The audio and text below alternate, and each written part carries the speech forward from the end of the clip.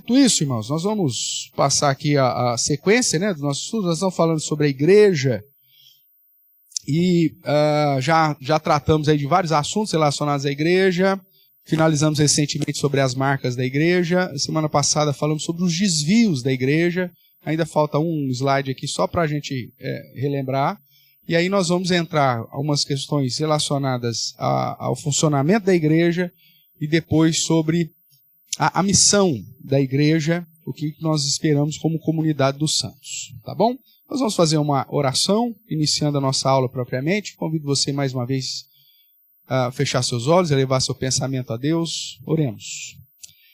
Ó Senhor nosso Deus, nós bendizemos o Teu santo nome mais uma vez nesse dia, por estarmos em escola bíblica dominical, podendo reservar um tempo na nossa semana, ó Deus, para estudarmos a Tua palavra, princípios que estão presentes nela, para nos dirigir, ó Deus, tanto na vida pessoal, na vida social, familiar, mas também na vida coletiva, como comunidade dos santos. Que o Senhor nos abençoe, nos direcione, para que sejamos encontrados como uma igreja fiel, com as marcas da verdadeira igreja, cumprindo rigorosamente e com fidelidade a missão que o Senhor mesmo nos deu, e discipulando, fazendo discípulos para a honra e glória do Teu nome, em fidelidade à Tua palavra, ensinando a Deus, os crentes, os seus filhos menores, a se portarem não só na adoração, liturgicamente, mas no dia a dia, ó Deus, em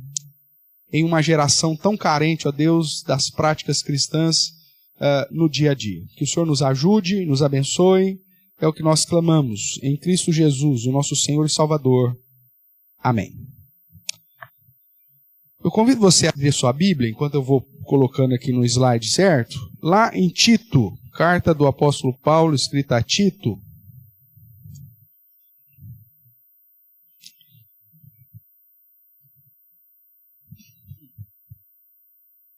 capítulo 1. Quando você está abrindo aí, então nós já vimos o que é igreja, existem quantas igrejas, falamos sobre o que caracteriza, né, a igreja cristã, as marcas da verdadeira igreja, demos uma atenção especial, né, para definirmos sobre as marcas, tanto a primeira marca, que é a pregação fiel das Escrituras, também a segunda marca, sobre a aplicação correta dos sacramentos, a terceira marca, que é a disciplina eclesiástica. Semana passada, então, como disse, nós tratamos aqui, inclusive pontuando aí, né, historicamente, as datas, né, de algumas determinações, já dentro da igreja definida como igreja do Império, e depois com a declaração da universalidade do Papa, dentro da igreja católica, os desvios aí, né, que aconteceram, tratamos aí de que, infelizmente, isso mostra a necessidade de que a igreja esteja vigilante quanto aos seus dogmas, às suas doutrinas, porque a história já nos mostrou que as heresias elas vão entrando devagar, né? E são práticas que às vezes vão sendo assimiladas pela comunidade e que depois acabam sendo referendadas. Nós falávamos disso semana passada, que os grandes desvios não acontecem do dia para a noite, ou da noite para o dia. É um processo, né? E aí você tem dois modos que acontece. Quando lobos vorazes entram na igreja, ou quando dentro da igreja suscita também práticas aí, ou pessoas com ensinos perniciosos, vai dizer a Escritura, que acaba desviando o padrão daquilo que se espera. E às vezes, irmãos, a maioria desses desvios não foi a intenção de simplesmente conduzir a igreja para o erro. Aparentemente se apresenta isso como sendo algo bonito, algo piedoso, né? Como nós falamos semana passada, a Bíblia manda orar. Então vamos orar. Vamos orar inclusive por aqueles que já morreram. Qual é o problema? Olha que piedoso. Ó Senhor, tenha misericórdia da alma, né, do fulano que já foi. Então apresenta-se como um negócio bonitinho, um negócio aparentemente piedoso, só que vai desqualificando a verdade bíblica, né? Citei lá do exemplo dos livros apócrifos que foram acrescentados aqui no Concílio de Trento em 1546, onde você tem tanto a equiparação da tradição com a Bíblia como o acréscimo dos 7 livros apócrifos na Bíblia católica, textos que colocam na sua prática méritos de redenção, méritos de justificação. Citei o exemplo lá do texto eclesiástico, que diz que se você cuidar do seu pai na doença ou na velhice, você vai derreter os seus pecados, como acontece com gelo ao sol. Né? É bonito, é a coisa mais linda, irmãos. Né? O mérito de você cuidar do seu pai e de sua mãe na velhice ou na enfermidade, isso vai diluir os seus pecados. O que Cristo fez na cruz não vale nada, mas aquilo que você fizer para o seu pai e para sua mãe vai resolver o problema do seu pecado. Então, veja, está quebrando a suficiência de Cristo. Uma prática piedosa? Sim, cuidar do pai e da mãe na velhice ou na enfermidade é uma prática cristã? Piedosa? Sim, está dentro lá do mandamento, honra o teu pai e tua mãe. Né? É seu dever como cristão. A virtude, né, do acolhimento do seu progenitor. Só que colocar isso como um peso para liberar os seus pecados ou para te remir dos seus pecados, aí já é uma heresia gritante. Mas veja, é sempre, o embrulho sempre é bonito. Né? A maquiagem é sempre muito bem feita. Né? As pessoas, nossa, é verdade, coisa mais linda do mundo. Mas que acaba nos conduzindo para um desvio. Sendo assim, abriu aí em Tito, né? Nós vamos ler o verso, a partir do verso 5, dos 5 a 9. Eu vou ler até o 11, na verdade. Ele vai dizer assim, ó, Paulo, acompanha a leitura das Sagradas Escrituras. Paulo, falando a Tito, diz: por esta causa te deixei em Creta. Qual causa? Vai lá.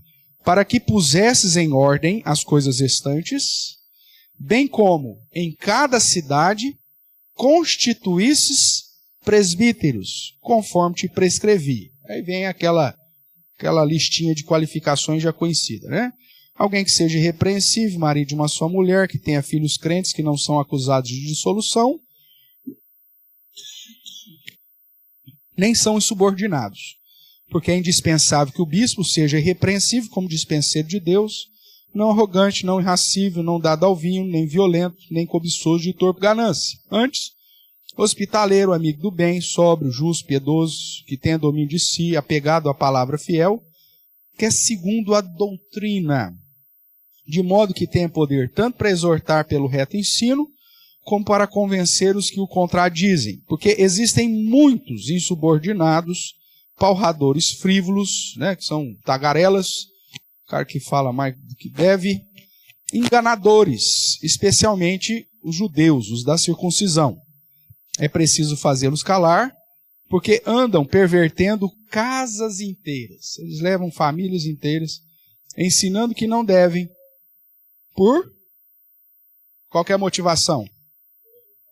Por vaidade, por torpe ganância. Simplesmente para ter a primazia, para ser um diótrefes da vida, né? Querer ter a primazia entre os irmãos, puramente isso. Então a igreja ela está nesse constante problema de conflito, seja de externo, né, vindo de fora para dentro, ou de dentro para fora com essa situação. E a solução que o apóstolo Paulo vai dar para que a igreja se livre, ou pelo menos seja preservada dessas dificuldades, tanto dos desvios quanto das lutas externas ou internas, é a fidelidade à doutrina, né? O fato de quanto mais você conhece a doutrina, mais você está forte. Então o ensino da igreja é essencial. Quando você começa a ver no contexto contemporâneo, as igrejas não enfatizando o estudo de quarta-feira ou do meio de semana, que é um estudo, né, de fortalecimento bíblico, ou a própria escola bíblica dominical como uma estratégia de ensino, uma vez que as famílias já há muito tempo fracassam na atividade do ensino, religioso, né? É importante aqui esse parênteses, né? A escola dominical, irmãos, não é uma reunião que você vai ter como um padrão litúrgico nas Escrituras, né? O reunir para adorar o Senhor, você tem todo o amparo bíblico lá. Agora, a questão do ensino propriamente, mesmo que faz parte do contexto do discipulado, e aí a gente se reúne para facilitar o negócio, é mais fácil do que como Paulo fazia, de casa em casa. Imagina eu ter que passar um estudo bíblico para você de casa em casa, né? Fica um negócio meio... Então você reúne a turma, fica mais fácil. Mas a própria escola dominical, que é algo recente, se for considerar a história do cristianismo, na verdade, a declaração da falência da sua e da minha competência como família cristã. O fato de nós não termos mais o culto doméstico, o fato de não ensinarmos as nossas crianças em casa quanto aos princípios e os ensinos das Escrituras, e das famílias não viverem o cristianismo lá fora no dia a dia, é que surgiu a necessidade de se reunir para passar de uma maneira mais formal os ensinamentos básicos para toda a família. Mas até 1800 aí, como que as famílias faziam isso? Em casa. As famílias ensinavam as doutrinas dos seus filhos em casa, as mulheres aprendiam com seus maridos em casa as doutrinas. Era uma situação, mesmo porque dentro de um contexto de um mundo praticamente rural, se reunir 2 vezes no mesmo dia para tratar das questões espirituais era uma dificuldade muito grande, né? Então, geralmente, a igreja ela tinha o dia do Senhor e uma reunião única, né, de instrução e de adoração. Então, essa ideia da escola dominical surge por uma necessidade da nossa falha como família cristã, né? E é lógico que fica muito mais fácil, né? Hoje em dia é um negócio extremamente importante para se falar da doutrina, ensinar os princípios, e até como método, o mecanismo de evangelismo, que a igreja estando aberta, você acaba convidando pessoas, atraindo pessoas para estudar um pouco mais da palavra de Deus.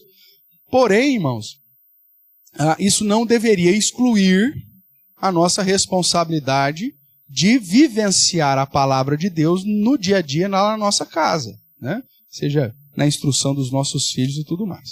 Mas, fechando esse parênteses, então, nós temos aqui a ideia de que uma das maneiras para se evitar os desvios, os erros da igreja, é o foco na sã doutrina.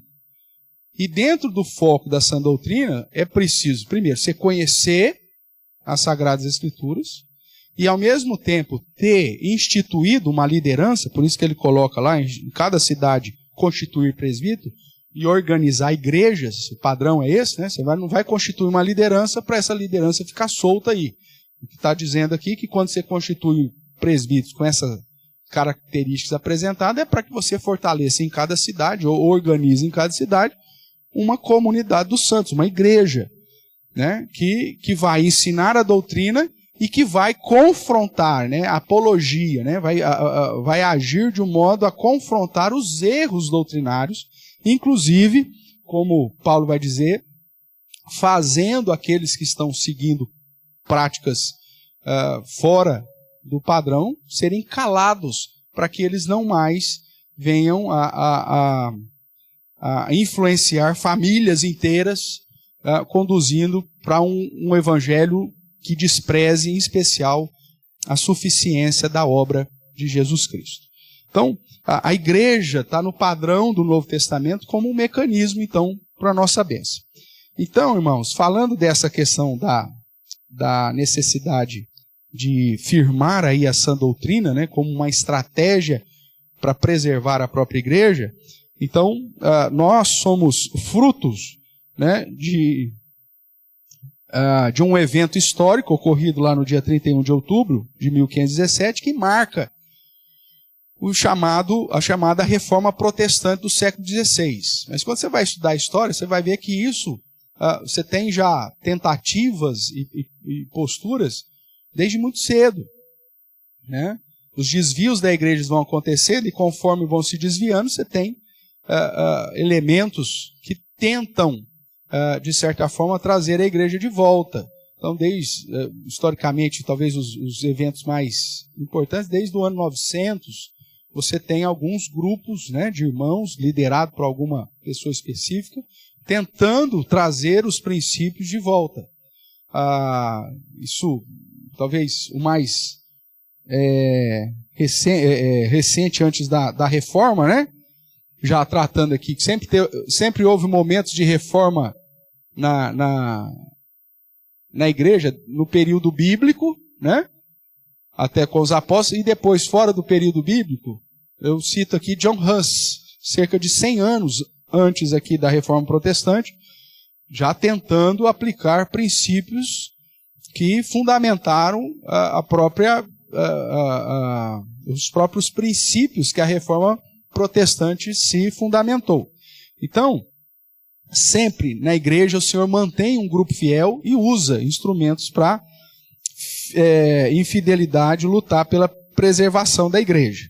Então, esse movimento conhecido aí como Reforma Protestante tem como bandeira, né, aquilo que nós temos aí como os 5 pontos aí da Reforma Protestante, que é somente as Escrituras, somente a graça, somente Cristo, somente a fé e somente glória a Deus, como princípio de vida. Então, fonte de autoridade é somente as Escrituras, em detrimento, por exemplo, de outras comunidades como a ICAR, né, Igreja Católica Apostólica Romana, que tem a Bíblia mais a tradição. Para nós, a Bíblia. E eles vão tentar, de toda qualquer forma, quebrar a autoridade das Escrituras, porque se tirar a autoridade das Escrituras, aí não tem mais argumento. Mas para nós, somente a Escritura. A graça, como a ação de Deus para nos redimir, né, para nos salvar, para nos justificar, não pelos méritos. Os méritos são uma consequência dessa graça. Na perspectiva deles é o contrário. As suas obras é que fazem com que os seus pecados se derretam como gelo no sol. Os seus méritos. E na perspectiva bíblica, não. É a graça de Deus. Se não fosse a graça de Deus, nós continuaríamos mortos nos nossos delitos e pecados. As nossas obras não teriam valor nenhum. Cristo, como único mediador, não a igreja e nenhum outro mediador, nem Maria, nem José, não, mas Cristo é o caminho, a verdade e a vida. Somente a fé, e aqui associado, obviamente, fé e arrependimento, mas a aplicação de toda essa graça de Deus passa mediante o meu reconhecimento de fé, arrependimento e frutos desse arrependimento e frutos dessa fé no meu dia a dia, né, como uma ação de Deus em minha vida, uma vez que é Ele que também me dá essa fé salvadora. E somente glória a Deus como princípio, que inclusive vamos enfatizar agora no ano de 2025 como tema da igreja, né, o Soli Deo Glória, que é fazer tudo para a glória de Deus. Ou seja, a minha vida, não só o momento que eu estou na igreja é para a glória de Deus, mas eu como cônjuge vivo para a glória de Deus, eu como pai, como mãe, como filho, vivo para a glória de Deus, eu como empregado, como servo, né, ou seja lá qual seja a sua função social, é para a glória de Deus. Você como estudante é para a glória de Deus. Você como contribuinte, mesmo num dos governos, ou num país mais injusto, né, em relação às questões tributárias, mas até isso você faz para a glória de Deus. Ou seja, você vive num contexto para glorificar a Deus em todas as áreas da sua vida. Naquilo que você faz, que você gosta do seu lazer, ou seja, em todas as áreas. Ok? Então, essa é uma das estratégias que a Igreja Reformada fez para fundamentar a sã doutrina, e tendo isso bem delimitado para nós, evita os desvios. Né? Se alguém começa a trazer aqui, olha, nós temos um livro, não, esse livro aqui é fantástico, vai trazer uma visão de vida, mas você quer colocar esse livro em pé de igualdade com a Bíblia? Não, então, meu amigo, você está quebrando já um dos nossos pilares e não dá certo. Você tem alguns exemplos contemporâneos, né? O chamado arianismo lá que eles falam, que é baseado na comunidade lá que lançou aquele livro Uma Vida com Propósito.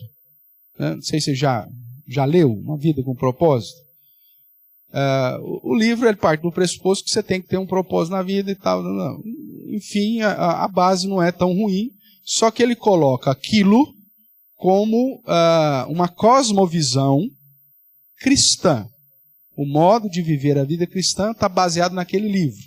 E aquele livro se torna, então, entre aspas, obviamente, uma nova revelação.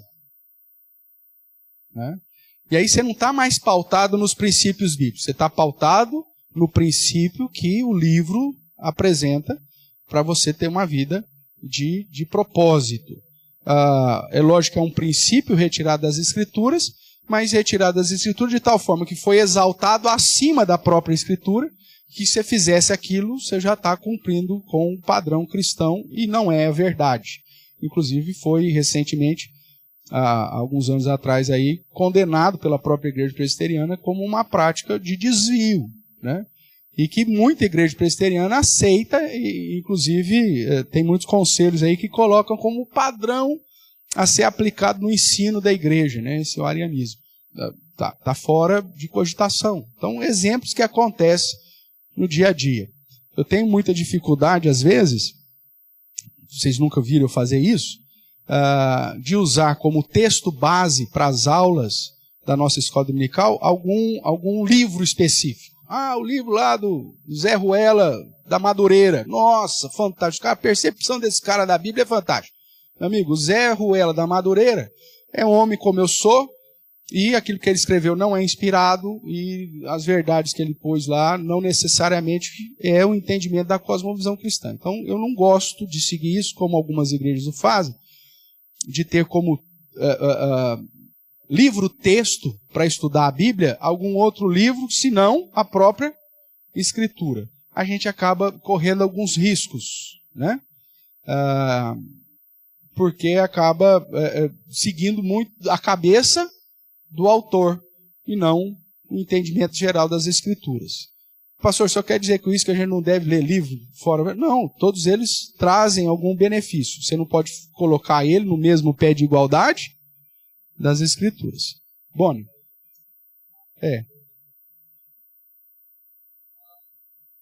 Sim. Tá, falei isso semana passada. O catecismo, ele não é inspirado. Ele foi inspirado por Deus? Não, não foi. Reuniram lá homens piedosos, no caso da nossa confissão de fé, né, do catecismo, do breve catecismo, do catecismo maior, 121 teólogos, se não me engano, posso estar falhando aqui, mas cerca de 6 anos de estudo constante para sistematizar, você juntar por temas tudo aquilo que a Bíblia diz, uma vez que a Bíblia ela não vem sistematizada. Não existe, por exemplo, abra aí a sua Bíblia no capítulo que fala sobre o amor de Deus. Não tem. Fala aí a seção da Bíblia que fala sobre a suficiência de Cristo. Não tem. Isso está diluído em toda a palavra. Então, o que se faz na confissão? Juntou lá 121 teólogos, estudaram a Bíblia toda, fizeram exegese de vários textos bíblicos, e aí chegaram à síntese, por isso sistematização, daquilo que a Bíblia fala sobre cada assunto dos 30, no caso hoje, no nosso caso aqui, 33 capítulos da confissão de fé. Tá? Então, veja, é uma sistematização. Auxilia? Claro que auxilia. Sintetiza muito da doutrina bíblica? Sim. Mas ela é inerrante, ela não contém erros? Não, ela contém erros. Tanto, o exemplo que nós vamos citar aqui, por exemplo, nossa confissão de fé de Westminster, foi escrito lá em 1600 alguma coisa. Dentro de um contexto cultural, que a oposição que a igreja tinha na época, qual que era? Era o iluminismo? Era o modernismo? Era o liberalismo? Era as ideologias? Tinha isso lá em 1600 e pouco? Não tinha nada disso. Qual que era o grande opositor da verdadeira igreja de Cristo? A própria igreja católica, que havia colocado como fundamento a tradição em pé de igualdade com as Escrituras. Então, o contexto histórico, inclusive dentro da Inglaterra, né, você tinha já uma briga histórica desde Henrique VIII, que gerou o anglicanismo. Então, você pega ali 121 teólogos, mesmo que a maioria sejam puritanos, presbiterianos, você está sendo bancado pela monarquia inglesa, que já há 2, 3 séculos atrás tinha rompido com a Igreja Católica. O cara que está, de certa forma, patrocinando o evento educacional ou o evento teológico, doutrinário, vai influenciar, de certa forma, o pessoal que está trabalhando naquele negócio? Claro que vai. Né? Os caras não são inspirados, são pecadores como eu e você. Então, aí o que eles falam? Tem um capítulo específico, quando ele vai tratar do anticristo. Quem que é o anticristo? É o rei. Por que ele não colocou que o rei era o anticristo? Você vai fazer um negócio desse? O cara que está bancando a gente aqui 6 anos aqui para estudar a Bíblia, nós vamos falar que é o rei? Que é o anticristo? Não, a gente vai falar que é o Papa. Tudo bem? Então, eu preciso ter um olhar crítico e contextualizado com o período histórico e tudo mais, para identificar que a confissão de fé tal, ela está baseada num momento histórico e político. E que, de certa forma, mesmo que seja aqui e acolá, influenciou a redação final do documento.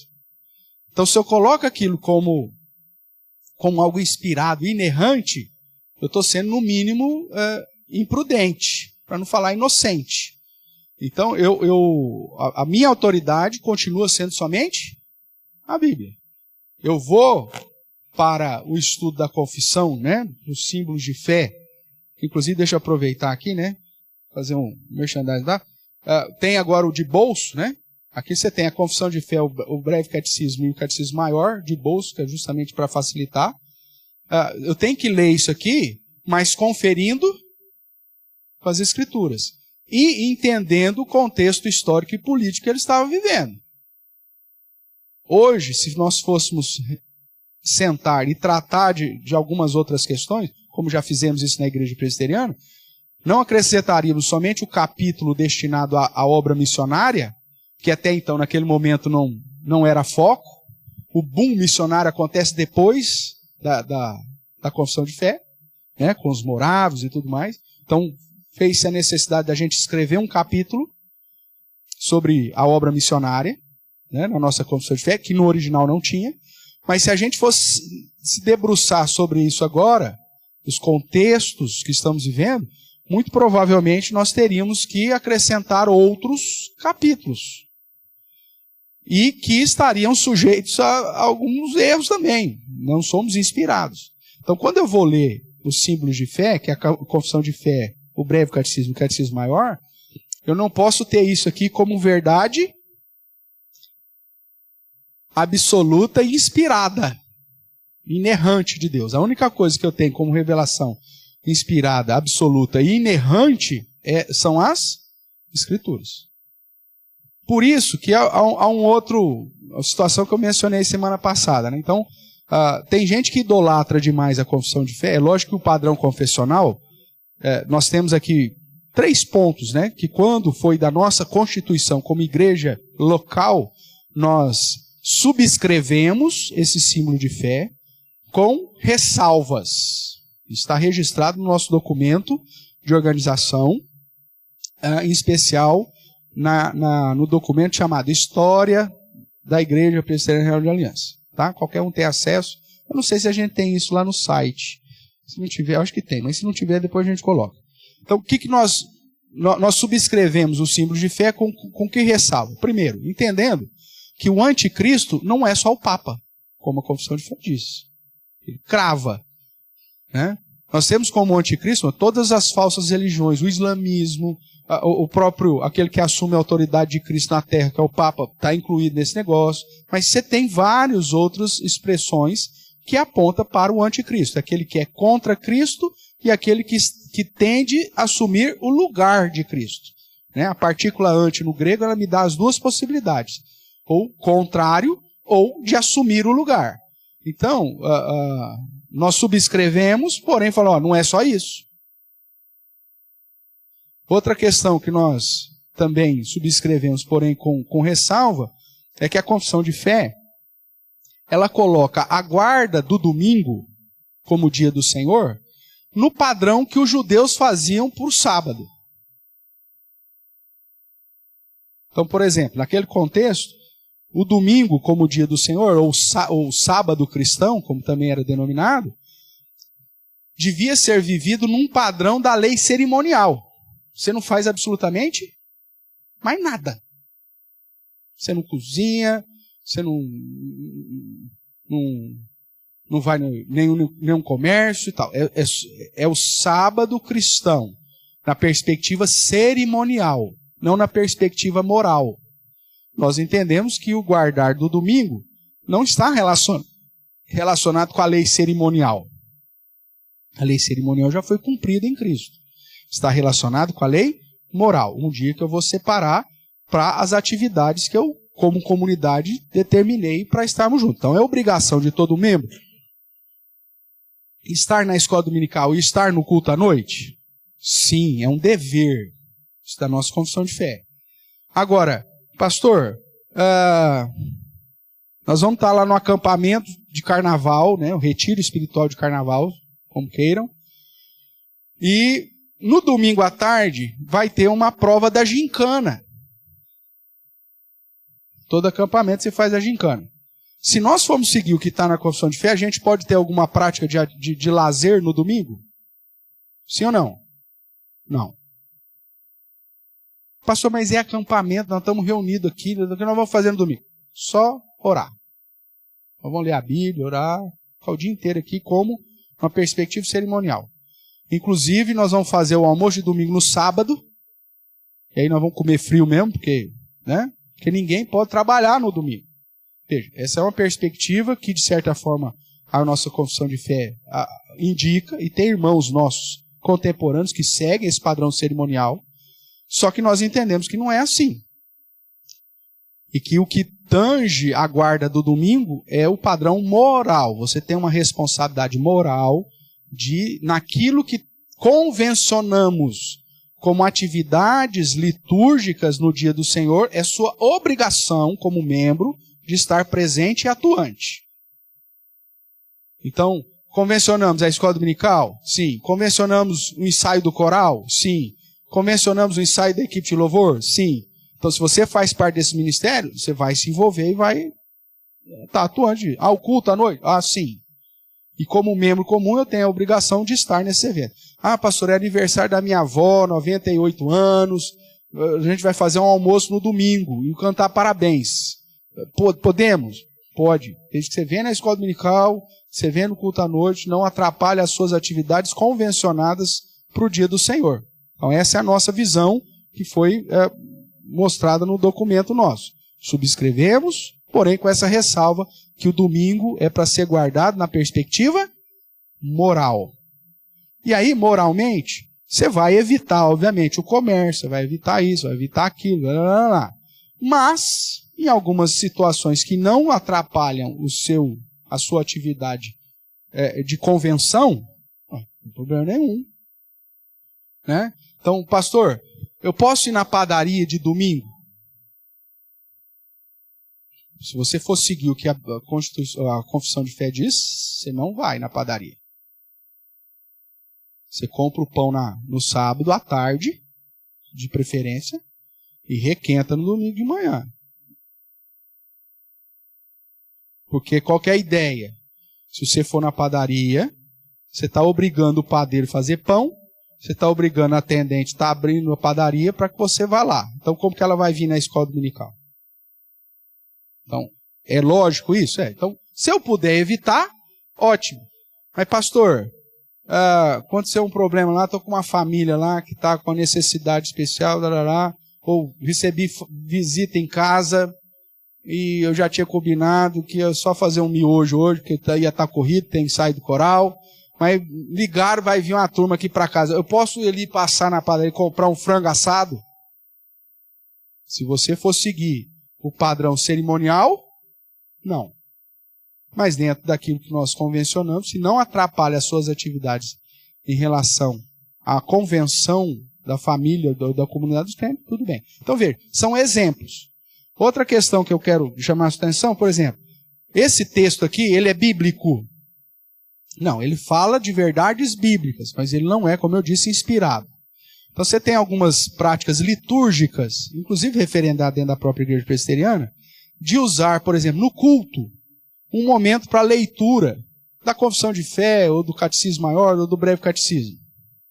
Tudo bem? E as pessoas colocam isso como se fosse uma atividade extremamente piedosa. Não é, meu irmão. O piedoso é você ler as Escrituras. Tudo bem? Porque isso aqui não foi inspirado. Não tem diferença nenhuma, presta atenção no que eu vou falar. Se eu chegar e pôr na liturgia do culto, de ler aqui parte do capítulo do Pacto de Deus com o Homem, da nossa confissão de fé, ou cantar uma música que não é uma música dos Salmos, por exemplo.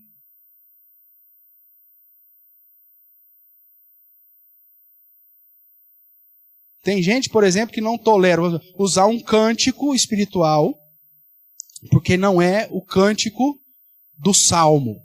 Tem algumas liturgias, algumas comunidades que dizem, olha, só podemos cantar salmos. Nós vamos colocar na métrica aqui os salmos, os textos bíblicos, nós só vamos cantar salmo. Tá. Só que aí o cara lê o capítulo da confissão de fé no culto. Qual que é a diferença? É que um foi cantado, o outro foi lido. Mas são textos que não foram inspirados, mas que falam de verdades bíblicas. E que com o amparo, inclusive, da própria revelação das Escrituras, o apóstolo Paulo, quando vai escrever as suas cartas, pelo menos em 2 ou 3 momentos, ele cita cânticos cristãos do primeiro século, que não estavam baseados no livro dos Salmos, mas na doutrina a respeito das verdades bíblicas. E aqueles cânticos que ele cita nas Escrituras, quando foi escrito, sabe-se lá por quem, não foi inspirado. Mas quando Paulo coloca dentro das questões bíblicas, transforma aquele texto como sendo inspirado. Olha só que coisa louca. E aí a igreja tem a autonomia para fazê-lo. Então, às vezes, irmãos, a gente usa 2 pesos, 2 medidas. Isso não pode acontecer. Você tem que ser moderado em todas as coisas. Se você vai ler um texto que não foi inspirado e não é inerrante, qual que é o problema de você cantar um cântico que não foi inspirado, não é inerrante, mas que tratam de verdades bíblicas? Tem diferença? Não tem. Só que aí você vê algumas pessoas que são tão focadas, né, uma liturgia reformada, que fala, não, nós vamos ler o parte da Confissão de Udenberger, os Filhos de Dort. Meu amigo, não foi inspirado. Você só está usando 2 pesos, 2 medidas. Dentro da perspectiva do nosso culto, o princípio regulador do culto define aquilo que eu posso e que eu não posso colocar nas Escrituras. Nós seguimos isso. E aí, essa questão, eu posso até colocar princípios aqui dos símbolos de fé? Claro, mas cientes de que não são inerrantes nem inspirados. Então eu tenho que fazer isso com mais verdade, com mais temor, sabendo que somente a palavra de Deus o é. Então, por exemplo, eu vou usar o sermão dessa noite, irmãos, o capítulo 3 da nossa confissão de fé. Seria um padrão bíblico correto para adoração do culto? Não, tem igreja que faz. Mas está errado.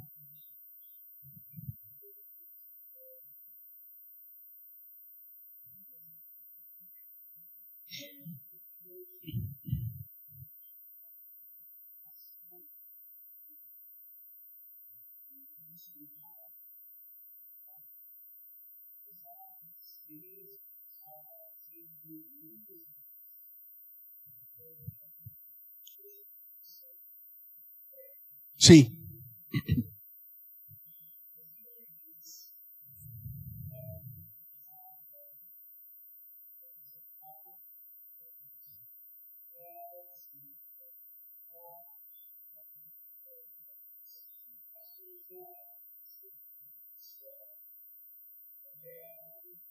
Tá.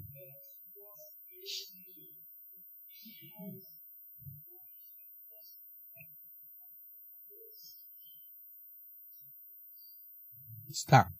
Para o pessoal da internet tá ciente da pergunta do nosso irmão Aguinaldo, tratando ainda dessa questão do culto, em especial da pregação, a metodologia que muitos pregadores têm de utilizar alguns elementos extra-bíblicos para fundamentar os ensinos que ele está querendo passar. Isso é extremamente perigoso. São as chamadas alegorias, né? Calvino disse que isso é diabólico. Por que Calvino é tão contumaz nesse sentido? Porque a tendência, eu conto uma historinha aqui para você, durante o meu sermão, a grande tendência é ao sair do sermão você lembrar do quê? Da historinha. E não nem do texto bíblico que você vai lembrar que eu estava citando. Mas houve, durante a história recente da Igreja Presbiteriana do Brasil, pastores que ainda estão na ativa, que vieram de uma escola no sentido de inclinação do seminário, que é extremamente voltada para esse tipo de mecanismo de oratória. Recentemente, inclusive, eu tive a oportunidade de ouvir um pastor, eu não lembro quem estava comigo lá no presbitério, o cara veio pregar, e aí ele pregou, e eu acho que foi o presbitário que estava comigo. Nós perdemos a conta. Nós chegamos em que número de história? Você lembra? Nós perdemos a conta. O cara contou mais de 10 histórias no sermão dele. Se você pegar o sermão do cara e tirar as 10 histórias, ele pregou uns 2 minutos, Bíblia. Pregou uns 2 minutos de Bíblia, e o resto dos 40 minutos que ele pregou foi história. História filosófica, história caipira lá da região dele, história, sei lá, o cara contou mais de 10 histórias. Por que o cara faz um negócio desse? Primeiro porque ele aprendeu assim. Foi uma fase do seminário que ensinava os seus pastores a fazer dessa forma. Usar o alegorismo. Então o cara vai usando tanto...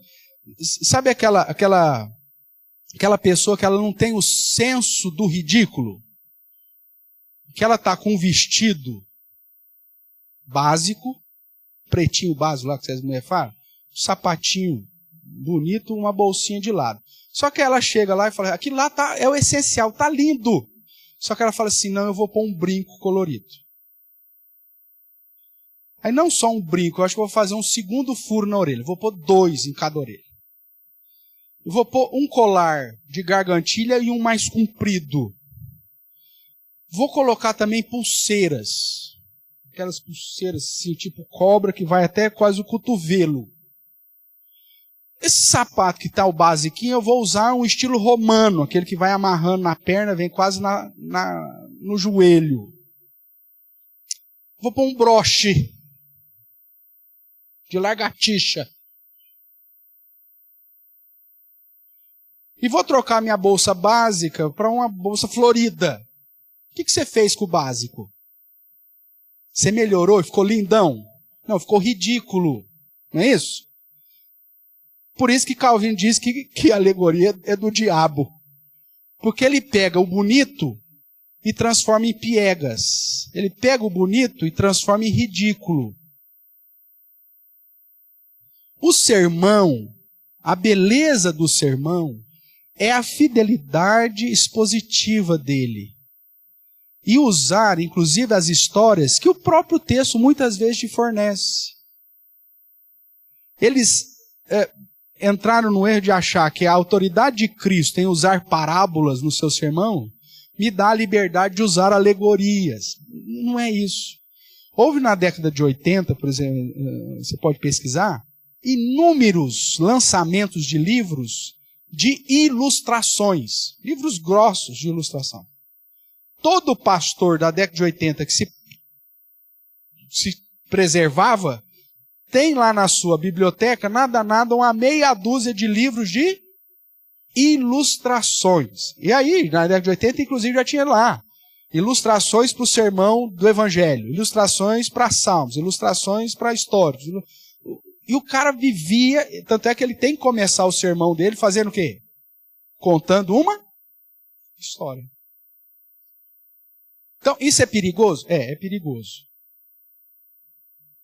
E fora essa escola lá da década de 70, 80, né? Que a gente sabe o foco, inclusive, de onde que veio, historicamente falando, você tem aí agora, mais recente, com a influência do liberalismo, as pessoas usando poetas não crentes. Né? Eu fui num sermão uma vez, irmão, já fui em sermão ruim, hein? Pelo amor de Deus. Eu fui ouvir um sermão uma vez num congresso de jovens, que o texto usado para o sermão foi a música daquela banda lá do... como que chama aquela... Aqueles gaúchos, que tinha lá a música do Ratatatá lá, sabe lá? Fez sucesso na década de 90. Engenheiros do Havaí. Essa coisa. O texto base para a pregação do miserável foi passar o clipe do Engenheiros do Havaí, e aí ele pinça uma frase como se fosse inspirada, inerrante, e ele faz o sermão em cima daquela frase.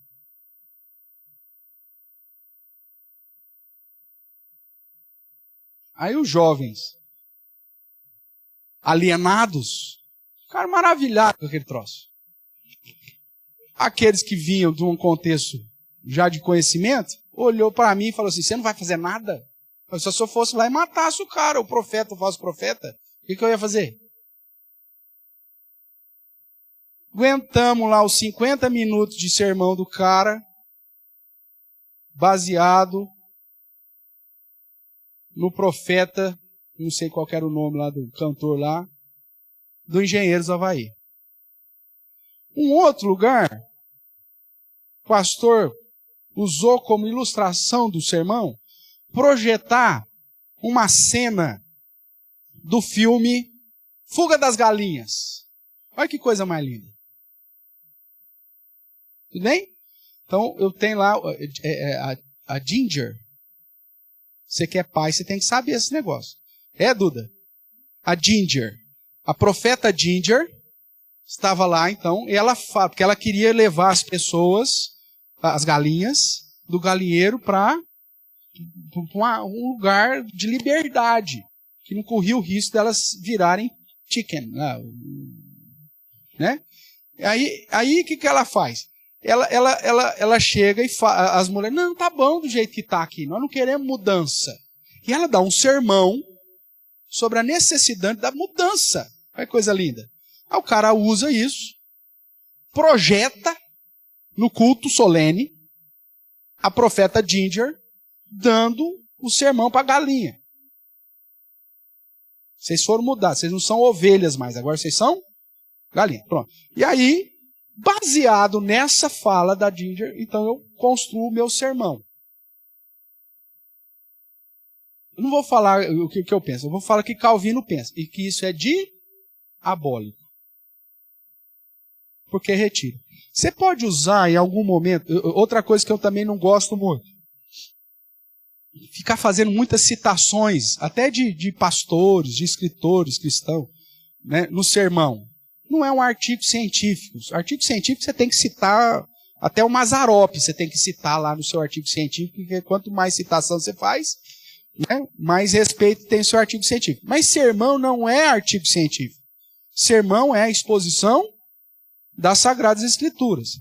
Aí, ó, Martin Lloyd Jones, John Piper, como diz Augusto Nicodemo, como diz, meu amigo, não é artigo científico pra você ficar citando esse cara. E você sabe o que é pior? Tem gente que cita frase de teólogo liberal. Eu já vi um que o cara falava assim, olha, esse teólogo aqui, você despreza toda a obra dele, mas essa frase dele é importante. Meu amigo, se o próprio cara que já está se utilizando daquela fonte está dizendo que não presta e que só aquela frase por que ele vai usar? Se tudo é uma fralda suja, por que ele vai pegar só o feixe da fralda? Se tudo é uma porcaria, então joga tudo fora. Não, eu quero falar, então, gente, ó, eu estou falando, mas não é para você ler esse autor, não, porque esse autor aqui não é bom, não. Mas essa frase dele é importante. Edifica um negócio desse? Não. É só para o cara, sei lá, eu mostrar que ele lê muito. Eu vim de uma escola que diz o seguinte: a erudição é transmitida no conhecimento e não na pompa. O que quer dizer isso? Essa filosofia que eu aprendi no seminário. Você vai demonstrar que você conhece a Bíblia da maneira mais simples que você conseguir de passar a informação. Os pastores que formaram nessa escola que eu te falei que usa muita alegoria, era o pastor que você tinha que levar para a igreja a Bíblia e um dicionário. Já viram pastores? Talvez os irmãos mais velhos aí vão lembrar disso.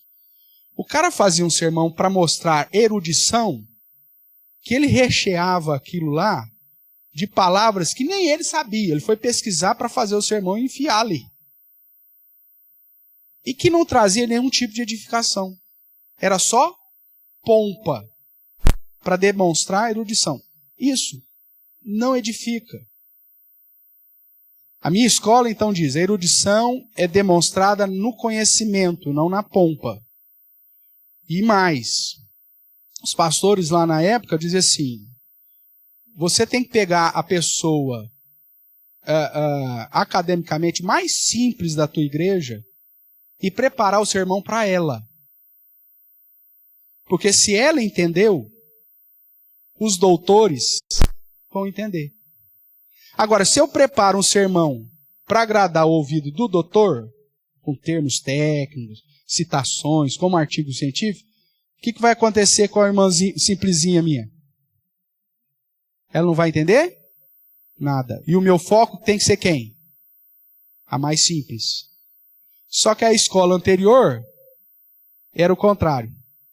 Demonstra erudição para que os doutores fiquem boquiabertos do seu sermão. Mesmo que 99% da comunidade saia vazio para casa. Então, esses são perigos. Tanto da ilustração, essas questões alegóricas. E o sermão alegórico, então, é o pior que tem. Porque aí cada um entende do jeito que quer. Sai todo mundo feliz para casa, mas cada um vivendo um cristianismo longe de Cristo. Esse também não é o objetivo. Então, eu tenho também muitas reservas quanto a isso. Utilizo algumas citações em alguns momentos que eu julgo que é importante para o entendimento sobre o tema, tudo bem. Mas usando com uma dosagem que não perca a essência, que é a Bíblia, no ensinamento. Acho que o diácono Adilson tinha levantado a mão.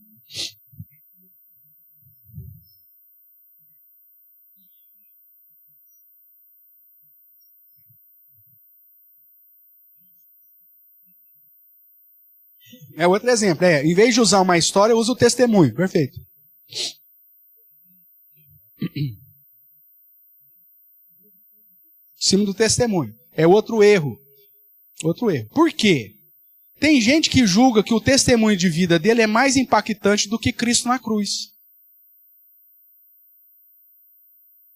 Irmãos, não existe, por pior que seja a sua história, o mais impactante que seja a sua história, não existe nada mais impactante espiritualmente do que Cristo na cruz. É isso que Paulo vai falar em Coríntios. Eu não estou aqui para fazer, né, grandes elucidações e tal. Eu estou aqui para pregar Cristo crucificado. Essa é a mensagem que conduz à salvação. A fé vem pelo ouvir e ouvir da palavra de Deus. Não é pela historinha, não é pelo testemunho, não é pela citação do reverendo não sei das quantas. Não. A salvação vem pelo ouvir da palavra de Deus. E não é nem pelo coral, viu, irmãos? Eu sei que a gente gosta de coral, eu também gosto de coral, mas a palavra cantada não substitui o sermão. Ai, mas a música toca o coração. Toca, igual o Roberto Carlos. Não muda praticamente nada. Eu já vi velhinhas se emocionando com o Roberto Carlos mais do que muita gente se emocionando com o coral. Então, se a gente for usar como padrão Quantas mais pessoas foram emocionadas, eu vou trazer o Roberto Carlos no final do ano aqui, né? Porque se é esse o objetivo, acho que ele vai emocionar muito, mas ainda mais quando ele beija a rosa e joga para você. Meu Deus do céu, né? Há um momento ali que se assemelharia ao Pentecostes de Atos 2 para muita gente. Tá? Não é isso. Então, esse tipo de cuidado. A igreja tem que ser fiel nessas coisas. Substituir, isso aí eu tenho denunciado já, vou fazer 25 anos de ordenação e 30 anos já de ministério. Eu tenho denunciado isso há praticamente 30 anos. Substituir o culto solene para fazer a apresentação de cantata, isso aqui é uma declaração de infidelidade. Pode ser a produção de Broadway. Pode ser a melhor apresentação de uma cantata que você já viu na face da terra. Pode ser um negócio assim espetacular. Fazendo o parto de Cristo ao vivo. Pode ser um trem impactante. Não substitui a pregação simples do Evangelho. Sem firula nenhuma. E é isso que a igreja não tem entendido. E por isso que a igreja tem criado produtos para atrair clientes. Porque quando você cria produto, você está querendo atingir ou alcançar clientes. Não, o objetivo da igreja é fazer discípulos.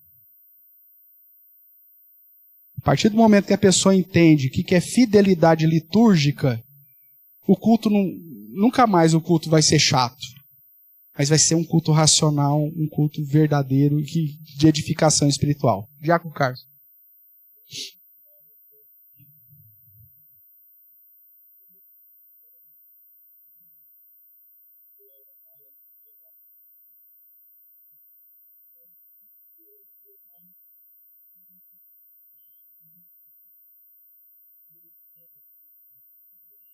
Não.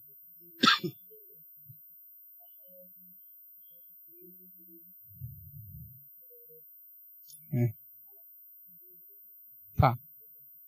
Às vezes, por exemplo, vamos pegar um exemplo. É lógico que aí com uma imagem o negócio fica muito mais gritante, né? Mas a gente tem tido aqui, irmãos, por exemplo, a política aí vai muito do pastor. Tem pastor que não se envolve nisso, tal, mas eu faço questão de pelo menos dar o direcionamento. Nós procuramos um ambiente o mais clean possível, mais limpo possível. Né? Dentro da Igreja Presbiteriana do Brasil, nós temos algumas permissões. Por exemplo, na época de Natal, é permitido usar árvore de Natal no templo? É. Desde que se ensine a igreja a representatividade daquilo. Né? E que muitas vezes, infelizmente, a maioria das igrejas que usam a árvore de Natal no templo não sabem. Né? Põe lá porque a mulher do pastor gostou e a mulher do pastor mandou, falou, pôs. Né? Põe aquela árvorezona lá, tal.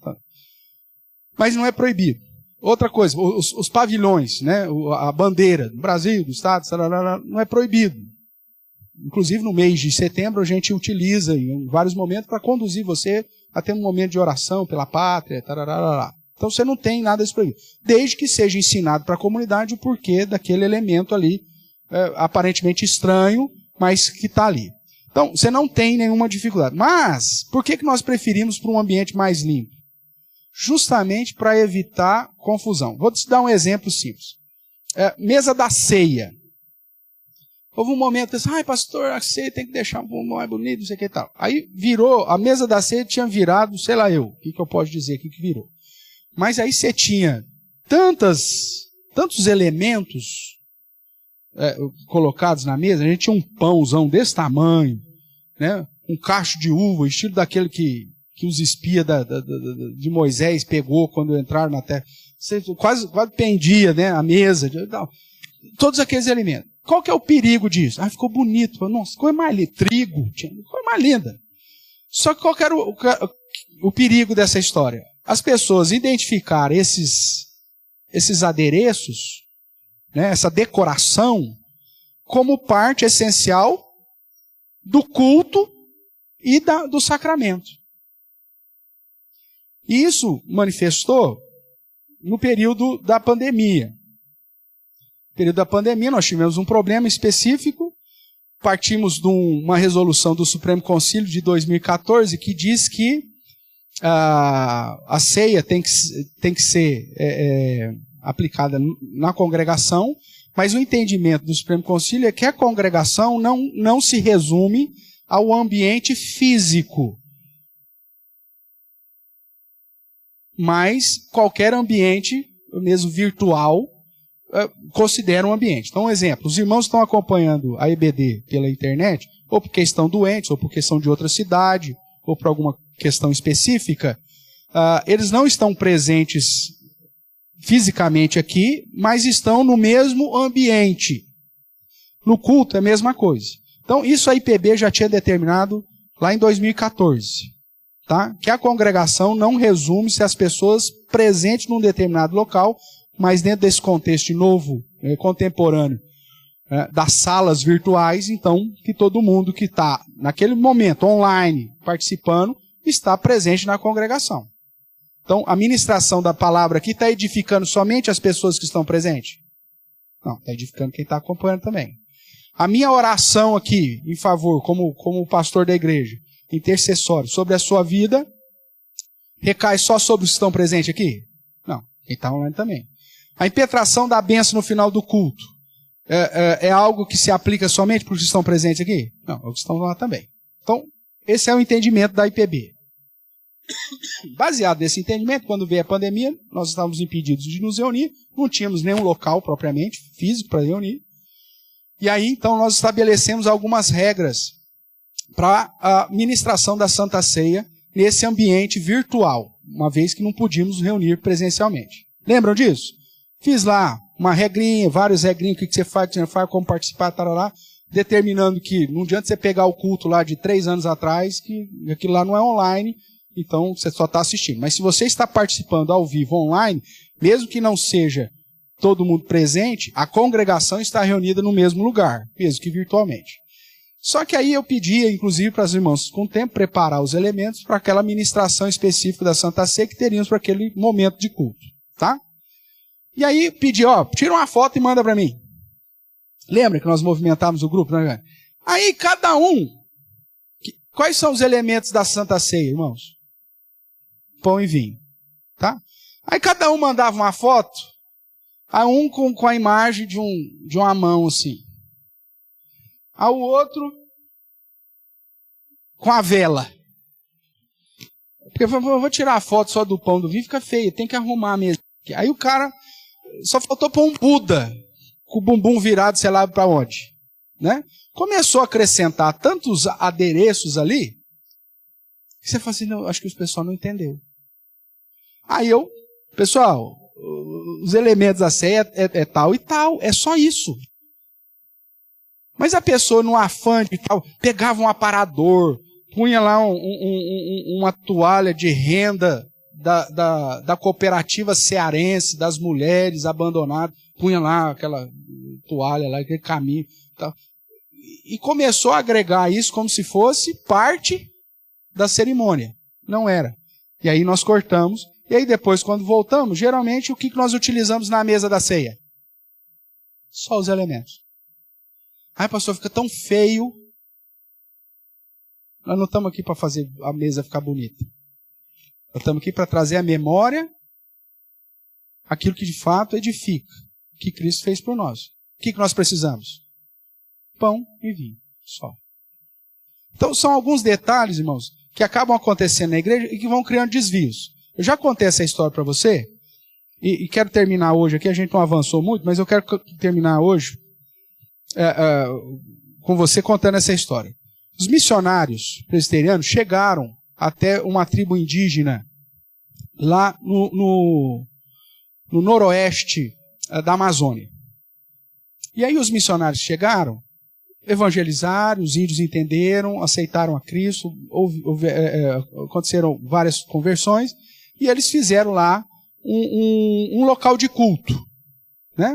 Uma taperinha lá, com madeirinha lá da própria da floresta, coberto de palha, aquela coisa toda, uns banquinhos e tal. E aí o missionário fez uma mesa pequena e um púlpito pequeno com o material que ele tinha lá. E a esposa do missionário, muito cuidadosamente, fez de crochê uma toalhinha que servia para ornamentar o púlpito de madeira que ele fez. Sabe aquela que pega assim e fica penduradinho aqui, um negocinho assim? Bonitinho, não tem problema nenhum. Feito de crochê pela esposa do missionário. O cara põe a Bíblia ali, ficava aquele negócio lá, acho que fez um desenho, não sei qual que era, ficou lá. E esse trem foi. Passaram-se anos. Os missionários foram embora, chegaram outros missionários, e aquele crochê, ambiente úmido da floresta, não sei o que aconteceu? Apodreceu. Apodreceu. O outro missionário que chegou, falou, esse trem aqui está esfarelando, arrancou esse trem aqui e jogou fora. Criou um problemão. Porque para os indígenas, tal, eles falam, como que agora vai ser pregada a palavra de Deus? Se não temos mais aquele caminho que foi colocado no púlpito. Veja, o coração do homem é cheio de ídolos, né? O casal de missionários fez aquilo lá como uma ornamentação, só que dentro do contexto cultural deles, eles não sentiram na obrigação de ensinar que aquilo lá não era um elemento cultico. E os indígenas identificaram que aquilo lá era um elemento essencial do culto. Tanto o dia que o missionário novo que chegou arrancou fora, eles tiveram um obstáculo para cultuar a Deus. E o missionário que chegou, aprendendo a língua, aquela coisa toda, adaptação, demorou para entender por que estava diminuindo a frequência dos indígenas no culto depois de 3 meses. Até que ele foi conversar com o ancião lá, por que o pessoal não está indo mais na igreja? O que está acontecendo? As pessoas estão ficando nas ocas, não estão indo na igreja. Aí um dos anciãos lá falou, não, mas o pessoal, você tirou o caminho lá, as pessoas, você tirou um elemento do culto que para eles fazia muito sentido e eles acham que você não é fiel, como o outro missionário era. Veja, cria-se um obstáculo por falta de conhecimento. Isso é estudado fenomenologia da religião. Então, quando você coloca lá aquele bando de adereço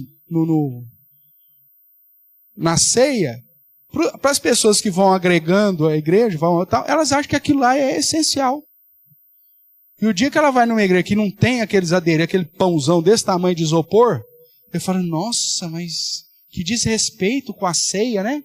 Não tem nenhum. Cria um obstáculo. E a fé precisa ser o mais simples possível. São ruídos, né? São ruídos para a mensagem do Evangelho. Quanto mais cedo nós ensinarmos à comunidade que esses ruídos não trazem benefício nenhum, né? Por mais que bonito que seja a alegoria de um sermão, seja um adereço na mesa da ceia, quanto mais cedo você tratar isso com a igreja, menos problemas você vai ter no futuro. Tudo bem, irmãos? Exemplos, né, de pequenos detalhes que geram desvios. E às vezes práticas que vão sendo colocadas que não tem perigo nenhum, na maioria das vezes, mas que se transformam em uma característica que constrange às vezes outras pessoas. Eu já falei isso para vocês, não entenda como crítica, você fica à vontade, do seu jeito aí, mas quem determinou e aonde foi determinado que no momento que o pastor ordenado está encerrando o culto e vai impetrar a bênção para você, você tem que receber isso dos céus? Aonde você leu isso na Bíblia? E no momento que o pastor ou o apóstolo lá for impetrar a bênção, levante as suas mãos para os céus. Porque elas vão recair sobre as suas mãos, entrar na sua corrente sanguínea e chegar até o teu coração e tua mente e te abençoará por toda a semana. Uma semana de graça, prosperidade, bênção, saúde. Tem isso em algum lugar? Não, não tem. Não entenda como crítica. Não tem problema nenhum, você pode fazer isso. Não tem nada proibindo você de fazer isso. Só que, às vezes, se transforma numa prática tão corriqueira da igreja, que chega um visitante, aí ele está do seu lado. Então, coloquemos de pé para orar, recebemos a bênção. Aí o cara está ali, preocupado, olhando no 360 para não fazer nenhuma gafe. Aí vai impetrar a bênção do mundo assim. Aí o que o cara faz?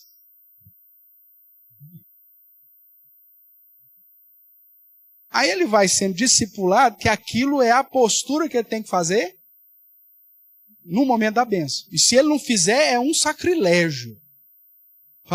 E aí ele vai começar a observar. O presbítero não fez. Será que ele está com algum problema com o pastor? De reconhecer a autoridade do pastor como pastor ordenado sobre a vida dele? Ele não fez assim com a mão. Ele não está querendo receber a bênção que o pastor está dando para ele. E aí gera um pepino, um abacaxi, um abóbora, sei lá o que você quer dar o nome, que nasce do nada. Então, de vez em quando eu uso aqui para falar, justamente para aqueles que estão chegando, não tem lugar nenhum. Ou o Amém Tríplice, que é uma da prática que nós fazemos no final do culto, que é uma prática tradicional, até para indicar, né, que o nosso culto está sendo encerrado. Amanhã depois não tem ninguém para tocar o Amém Tríplice, a gente não usa. Tem gente que sai com aquele sentimento e fala, que sacrilégio. Não teve Amém Tríplice. Isso porque é uma das opções. Tem o Amém quádruplo e o cétuplo. Qualquer dia eu vou pôr um Amém cétuplo, porque só para você falar assim, pastor, fica no tríplice mesmo, pelo amor de Deus. Cantar Amém 7 vezes. Mas é simplesmente uma tradição para demonstrar que o culto está encerrado. Da onde vem essa tradição? Quando você pega alguns textos bíblicos que se pregava a palavra e a comunidade dizia amém, amém, amém. Geralmente o padrão era tríplice, né? Você pega lá o contexto de Neemias, isso aconteceu e tal. Veja, é algo que referendava que a igreja tinha concordado extremamente com tudo aquilo que foi dito e celebrado durante o culto. Então, o Amém Tríplice tem esse peso. Mas se não cantarmos o Amém Tríplice, vai fazer alguma diferença? Não, não vai.